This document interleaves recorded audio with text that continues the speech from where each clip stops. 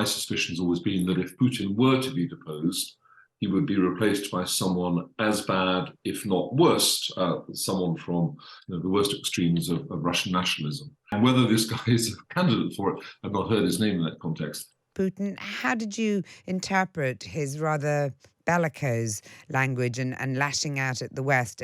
Is it an example of how cornered he feels and the fact that the war has not been going well, or did it signify a new sense of power? Say, Mario, this was a speech full of defiance. It was a marathon. I mean, it was nearly 2 hours long.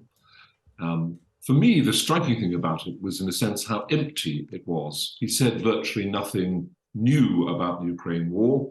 Instead, he doubled down all the old arguments. It was all the fault of the West. It was a special military operation, but the Ukrainian people were hostages of a neo-Nazi regime there. You would think from it, if you just landed from Mars, that actually the West had invaded Russia rather than Russia had invaded Ukraine.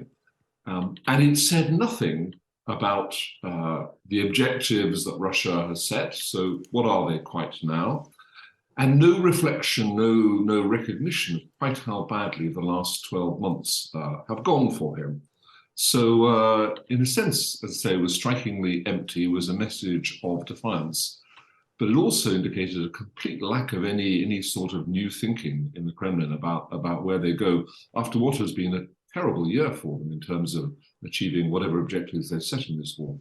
It did contain, veiled threats about escalating it and taking it beyond Russia's borders, did it not? I mean, it's not that he hasn't said that before, but I just wondered how chastened by his still extremely warmongering position we should feel.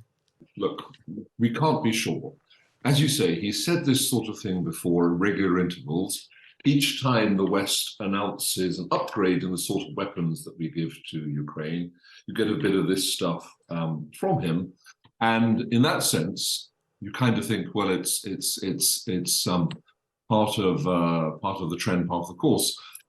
But let's be complacent about it.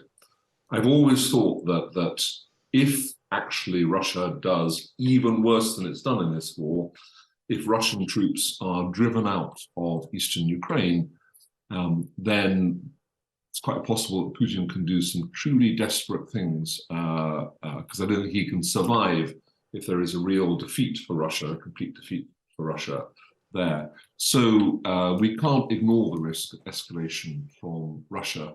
But in the sense, if he hadn't said those sort of threats, that would have been new and unusual. This is something that he has done all the time. He's threatened escalation while accusing the West of escalation several times over the past 12 months.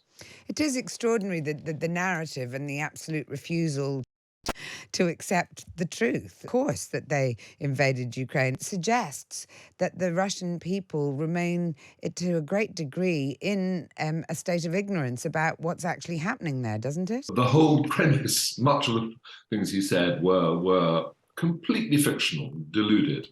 Look, he's had 20 years surrounded by advisors who tell him what he wants to hear and present a deeply poisoned and twisted picture of what's going on in the rest of the world and what the rest of the world thinks.